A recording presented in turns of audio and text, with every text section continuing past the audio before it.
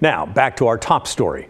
If you drove on I-5 or 205 today, I hope you really enjoyed the moment, soaked in the scenery, and didn't think at all about tolls or what they're going to cost you. But, okay, that was then. You should think about it now, because it will be reality soon enough. Tolling is coming to Oregon in 2 years at the Abernathy and Tualatin bridges on I-205, and then much of I-5 and 205 the next year, which has some of you wondering about the impact on low-income folks. And that makes it our big story.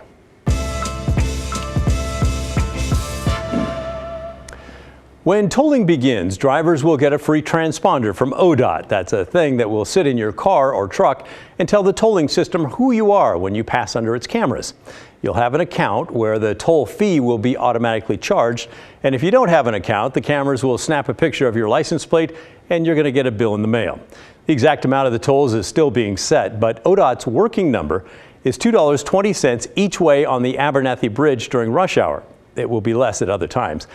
And that brings up the issue of fairness and justice, or equity, as we like to say these days. It's lots easier for someone making $250,000 a year to pay that than someone making $30,000 a year. Which brings us to a viewer email. Michael wrote, "I'm retired. I'm a Vietnam-era disabled veteran. I'm 76 years old. Will there be any discount? What about folks below the poverty line? There must be discounts for them."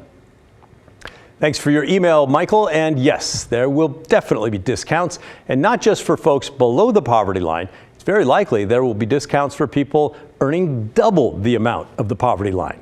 Oregon's Department of Transportation has put together a group to study this very issue, which they called the Low Income Toll Report. ODOT says they met with stakeholders and the community over multiple years to gather input and also considered recommendations from their Equity and Mobility Advisory Committee. Before we get too deep in this, let's talk about money. The study uses percentages of the federal poverty threshold, that's the poverty line, to figure out where people should get a break in the tolls. They think the biggest break should be for people at 200% and below. How much is that? Well, this chart, which is in the report, shows one person making 27 grand or thousand is at 200% of the federal poverty line. That same person making 54,000 would be at 400% of the federal poverty line. A family of four making 55,000 would be at 200%. Family of four making $111,000 would be at 400%. All right, we'll get to that 400% in just a moment. The report explains that 200% of the poverty level is commonly used to determine eligibility for existing low-income programs in Oregon and nationally. So that's why they have that number in there, and that's what they're starting with. The report recommends significant toll discounts, credit, free trips, percentage discounts, or full exemptions for households at or below that 200% threshold. The Equity Committee was a bit divided whether those folks should get to travel completely free or get a 90% discount. The report also states that about 25% of the people who live in the greater Portland metro area are at or below that 200% of the poverty line. But the report also recommends giving drivers who are above the 200% line a break as well. It suggests smaller, more focused toll discounts like credits, free trips, percentage discounts, tax credits, or full exemption to folks making up to 400% of the federal poverty level.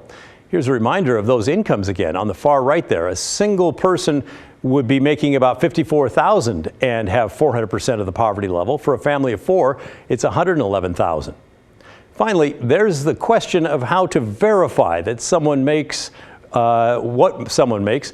The report suggests using existing programs. For example, if the person already is signed up to get public assistance with food or other things, well, that could be used as proof. And maybe the state would automatically enroll those people in free tolling. The Equity Committee and others also suggested this, letting people self-certify that they were at those lower income levels. Now, none of this is set in stone yet. The recommendations will go to a statewide toll rule-making committee, which will then make a final recommendation to yet another committee, the Oregon Transportation Commission, which will make the final decision on how much folks above and below the poverty line will pay. And by the way, yes, I did say statewide toll rule-making committee. Does it make you wonder why they need a statewide committee?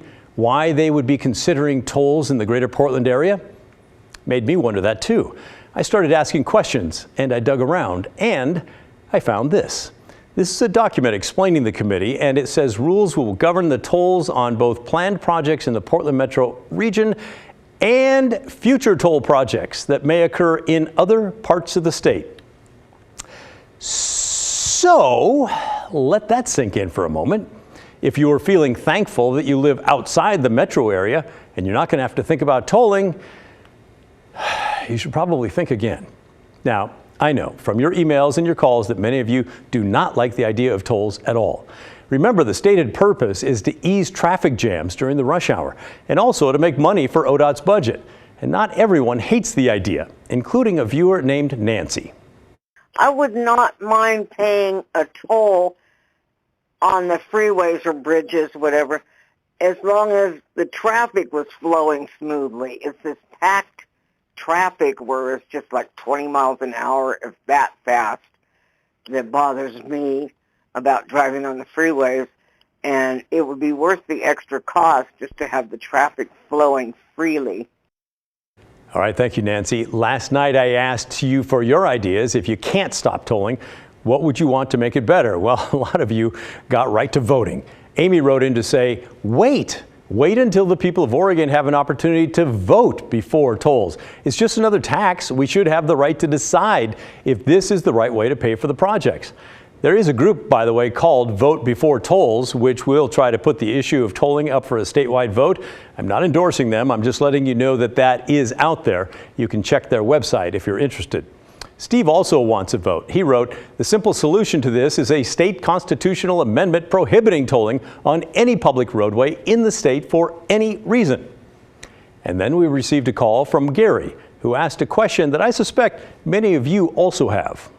The question I have, is this something the citizenry voted on, or is this something being rammed down our throats by people who some magical way seem to be in power? I don't remember voting on tolls for any of these things.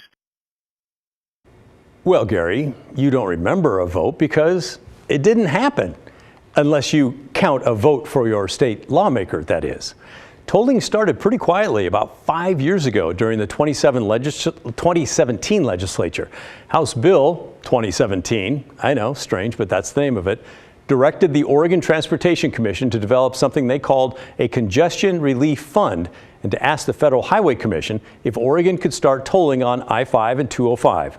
Eventually, the Fed said, yep, and it's been off to the races ever since. Now, here's my opinion on all of this.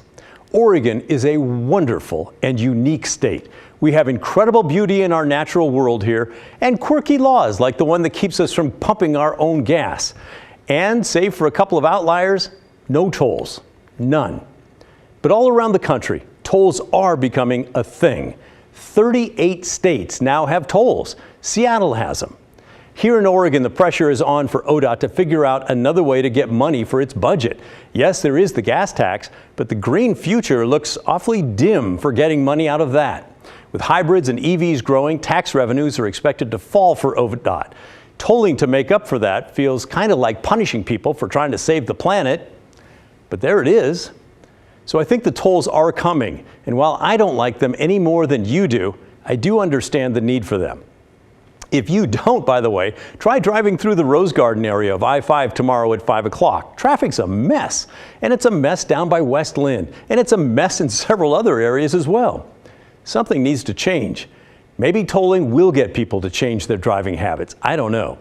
I think we're about 2 years away from a really significant cultural change when it comes to our open and, for this discussion, free freeways. I suspect it will start with the projects we already know about, the Abernethy Bridge in Oregon City and the Tualatin Bridge by King City. But 10 years from now, would you really be surprised if tolls are being used on I-84 and 405 and 26? I won't. It won't surprise me either if they creep into the highways leading to Corvallis and Eugene and anywhere else there's a population or where thousands are going to travel for events. I still don't like tolls, but I expect we will need to learn to live with them. That's my opinion. What do you think? You don't have to agree with me. Let me know your thoughts, though. The address is thestory@kgw.com or call and leave a voicemail, 503-226-5090. I look forward to hearing from you.